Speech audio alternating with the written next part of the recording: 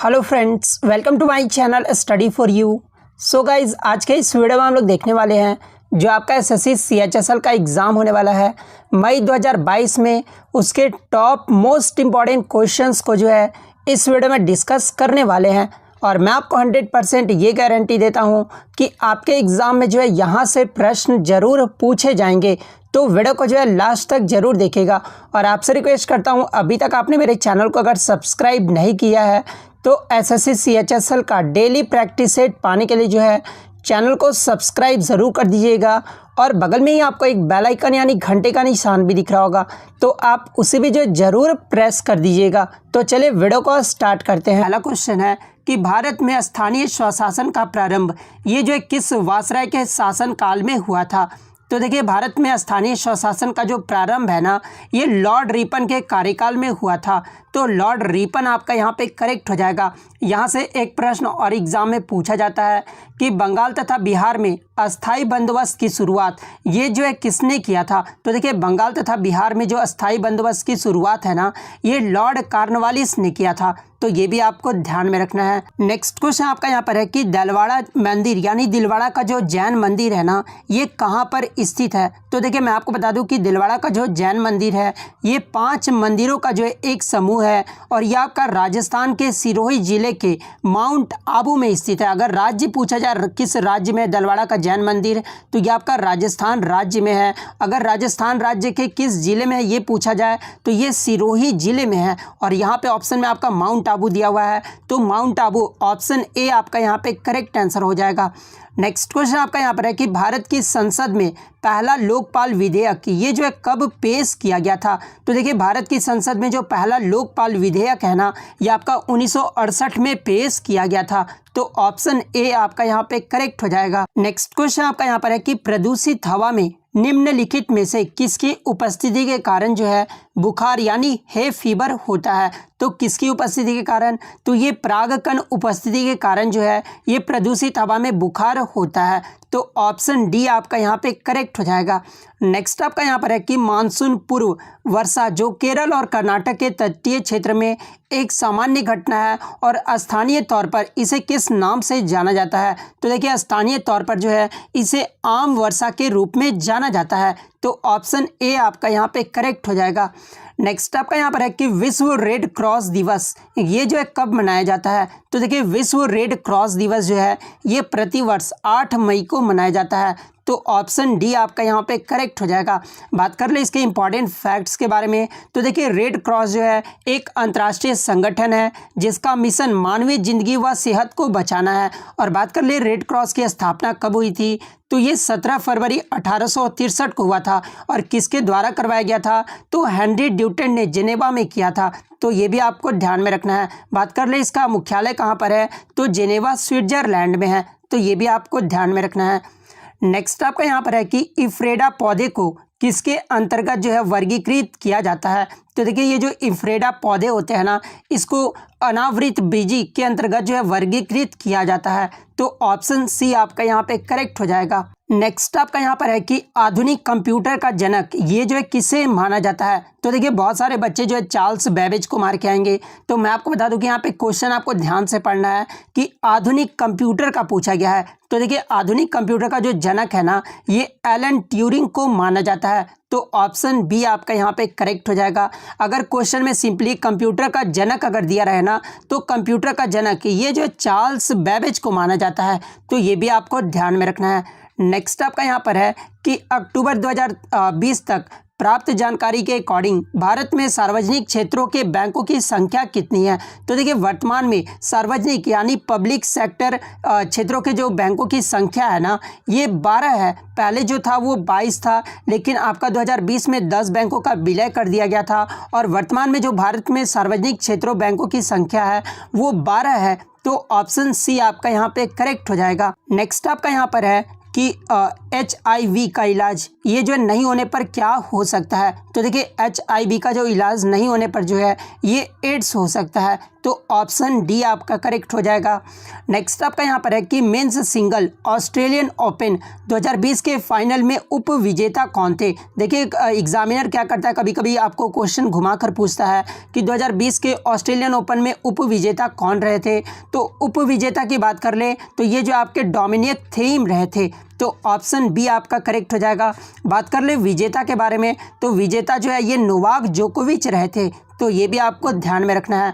यहाँ से important facts के बारे में जान लीजिए। 2020 का यूएस ओपन का जो उप विजेता रहे थे ये अलेक्जेंडर ज्यूरेव रहे थे। ये भी आपको ध्यान में रखना है। 2020 के फ्रेंच ओपन के जो विजेता हैं ये राफेल नडाल रहे थे। यूएस ओपन के जो विजेता है ये डोमिनिक थीम रहे थे। और ऑस्ट्रेलियन ओपन के जो विजेता है ना ये आपके नोवाक जोकोविच रहे थे। तो ये भी आपको ध्यान में रखना है। नेक्स्ट आपका यहाँ पर है कि नमक पर ब्रिटिश एकाधिकार का विरोध करने के लिए गांधी जी ने जो है किस वर्ष में समुद्र तक जो है दांडी मार्च शुरू किए थे। तो देखिए गांधी जी के द्वारा समुद्र तक दांडी मार्च की जो शुरुआत है ना ये आपका कब किया गया था, तो 1930 में किया गया था। तो ऑप्शन सी आपका करेक्ट आंसर हो जाएगा। नेक्स्ट आपका यहाँ पर है कि निम्नलिखित में से कौन सी भारत की सबसे बड़ी तेल कंपनी है। तो देखिए भारत की जो सबसे बड़ी तेल कंपनी है ना ये आपका इंडियन ऑयल कॉरपोरेशन लिमिटेड है। तो ऑप्शन बी आपका करेक्ट हो जाएगा। नेक्स्ट आपका यहाँ पर है कि भारत में प्रथम परमाणु बम का परीक्षण ये जो है किस वर्ष किया गया था। तो देखिए भारत में जो प्रथम परमाणु बम का जो परीक्षण है ना ये आपका 1974 में किया गया था। तो ऑप्शन ए आपका यहाँ पे करेक्ट आंसर हो जाएगा। नेक्स्ट आपका यहाँ पर है कि भारत में राष्ट्रीय आय की गणना किसके द्वारा की जाती है। तो देखिए भारत में जो राष्ट्रीय आय की गणना है ना ये केंद्रीय सांख्यिकी संगठन के द्वारा किया जाता है। तो ऑप्शन सी आपका करेक्ट आंसर हो जाएगा। नेक्स्ट आपका यहाँ पर है कि निम्नलिखित में से किसने भारतीय प्रौद्योगिक मरुस्थल मद्रास की पहली छात्रा के रूप में जो है भारत का राष्ट्रपति पुरस्कार 2019 जीतकर इतिहास रचा है। तो देखिए भारत का जो राष्ट्रपति पुरस्कार 2019 का जो विजेता रही थी ना ये कविता गोपाल रही थी। तो ऑप्शन बी आपका करेक्ट हो जाएगा। नेक्स्ट आपका यहाँ पर है कि प्रकाश वर्ष ये जो किसकी इकाई है। तो देखिए ये जो प्रकाश वर्ष है ना ये दूरी की इकाई होती है। तो ऑप्शन डी आपका यहाँ पे करेक्ट हो जाएगा। नेक्स्ट आपका यहाँ पर है कि भारत में इंटरनेट की शुरुआत ये जो है कब हुई थी। तो देखिए भारत में इंटरनेट की जो शुरुआत है ये आपका 15 अगस्त 1995 को हुआ था। तो ऑप्शन बी आपका करेक्ट हो जाएगा। नेक्स्ट आपका यहाँ पर है कि जालियांवाला बाग नरसंहार ये जो है कब हुआ था। तो देखिए जालियांवाला बाग जो नरसंहार है ना ये आपका 13 अप्रैल 1919 को हुआ था। और ये कहाँ पर हुआ था, तो ये आपका अमृतसर पंजाब में हुआ था। तो ये भी आपको ध्यान में रखना है। तो ऑप्शन सी आपका करेक्ट हो जाएगा। नेक्स्ट आपका यहाँ पर है कि भारत में खिलाफत आंदोलन के बारे में क्या सही कथन दिया हुआ है। तो देखिए भारत में जो खिलाफत आंदोलन हुआ था ना ये जो है तुर्की के सुल्तान के समर्थन में एक आंदोलन किया गया था। तो ऑप्शन सी आपका यहाँ पे करेक्ट आंसर हो जाएगा। बात कर ले इसके इंपॉर्टेंट फैक्ट्स के बारे में तो इसका खिलाफत आंदोलन की जो शुरुआत है ये मोहम्मद अली और शौकत अली बंधुओं ने किया था। और कब किए थे, तो मार्च 1919 में किए थे। तो ये भी आपको ध्यान में रखना है। मार्च 1919 में बम्बई के खिलाफत समिति का गठन किया गया था। वहीं अगर बात कर ले अखिल भारतीय खिलाफत कमेटी का पहला सम्मेलन कहाँ पर हुआ था, तो ये 24 नवंबर 1919 को हुआ था। और कहाँ पर, तो ये दिल्ली में महात्मा गांधी की अध्यक्षता में हुआ था। तो ये फैक्ट भी आपको ध्यान में रखना है। नेक्स्ट आपका यहाँ पर है कि निम्नलिखित में से कौन सा सतत विकास 2030 के लिए जो है यूएन का एजेंडा नहीं है। तो देखिए मैं आपको बता दूं कि यूएन का जो एजेंडा 2030 के लिए है वो एक तो ये है कि 2030 तक खाद्य सुरक्षा प्राप्त करना, ये तो ये एजेंडा है। उसके बाद गरीबी कहीं भी किसी भी रूप में हो उसे समाप्त करना इसका एजेंडा है। राष्ट्र के भीतर और राष्ट्रों के मध्य असमानता को कम करना, ये भी जो इनका एजेंडा है। लेकिन ऑप्शन ए जो दिया हुआ है ना कि विश्व की कुल जनसंख्या में 1/3 तक कमी करना, ये जो है यूएन का एजेंडा नहीं है। तो ऑप्शन ए आपका यहाँ पे करेक्ट हो जाएगा। नेक्स्ट आपका यहाँ पर है कि घरों के बाहर फर्श को सजाने के लिए जो है कला की निम्न में से किस शैली का उपयोग किया जाता है। तो देखिए घरों के बाहर फर्श को सजाने के लिए जो है ये आपका किस शैली का, तो कोलम शैली का उपयोग किया जाता है। तो ऑप्शन बी आपका करेक्ट हो जाएगा। नेक्स्ट आपका यहाँ पर है कि भारत में महाभियोग की प्रक्रिया द्वारा उनके पद से नहीं हटाया जा सकता है। तो देखिए भारत में महाभियोग की प्रक्रिया द्वारा जो है भारत के मुख्य न्यायाधीश को हटाया जा सकता है उनके पद से, मुख्य चुनाव आयुक्त को भी जो है उनके पद से हटाया जा सकता है, भारत के राष्ट्रपति को भी जो है उनके पद से हटाया जा सकता है, लेकिन प्रधानमंत्री को महाभियोग की प्रक्रिया द्वारा जो है उनके पद से नहीं हटाया जा सकता है। तो ऑप्शन डी आपका यहाँ पे करेक्ट हो जाएगा। नेक्स्ट आपका यहाँ पर है कि दिफू दर्रा, ये जो है आपका कहाँ पर स्थित है। तो देखिए ये जो दिफू दर्रा है ना, ये आपका अरुणाचल प्रदेश राज्य में स्थित है। तो अरुणाचल प्रदेश आपका यहाँ पे करेक्ट हो जाएगा। बात कर ले अन्य दर्रे के बारे में जहाँ से एग्जाम में पूछा जाता है। बनिहाल दर्रा, ये जो आपका कहाँ पर है, तो ये जम्मू कश्मीर में है। वहीं अगर मैं बात कर लूँ बोमडिला दर्रा के बारे में, तो ये आपका अरुणाचल प्रदेश में है। सिपकिला, रोहतांग, बारालाचा दर्रा, ये सब कहाँ पर है, तो ये आपका हिमाचल प्रदेश में है।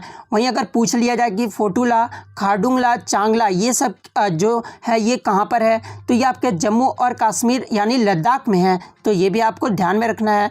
जेलेपाला और नाथुला दर्रा, ये जो है कहाँ पर है, तो ये आपका सिक्किम में है। मानाला लिपुलेख दर्रा, ये जो आपका कहाँ पर है, तो ये आपका उत्तराखंड राज्य में है। तो ये भी आपको ध्यान में रखना है।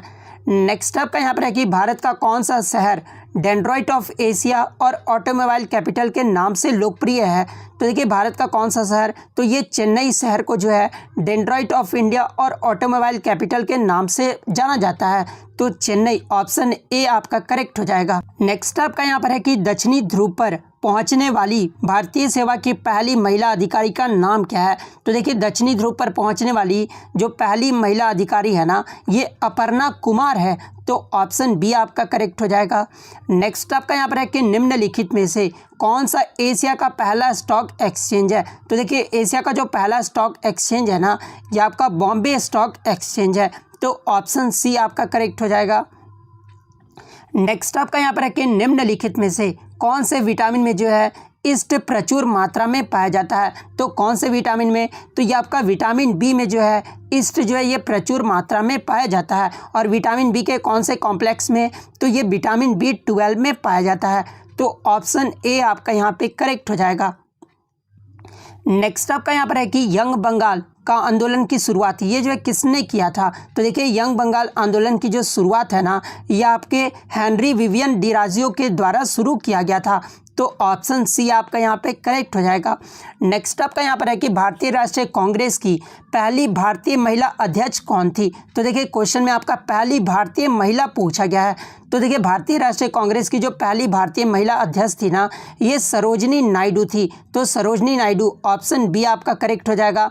यदि अगर क्वेश्चन में रहे कि भारतीय राष्ट्रीय कांग्रेस की पहली महिला अध्यक्ष, अगर भारतीय महिला ना पूछकर पहली महिला अध्यक्ष अगर पूछा जाए, तो फिर आपका एनी बेसेंट थी। तो ये भी आपको ध्यान में रखना है। और आज का जो आपका लास्ट क्वेश्चन है, जो कि आपको जवाब देना है कमेंट बॉक्स में, कि निम्नलिखित में से किसे जो है देशबंधु के नाम से जाना जाता है। ऑप्शन ए में आपका है भगत सिंह, बी में आपका CR दास, सी में जवाहरलाल नेहरू, ऑप्शन डी में आपका कोई नहीं। आपको जो है ये कमेंट करके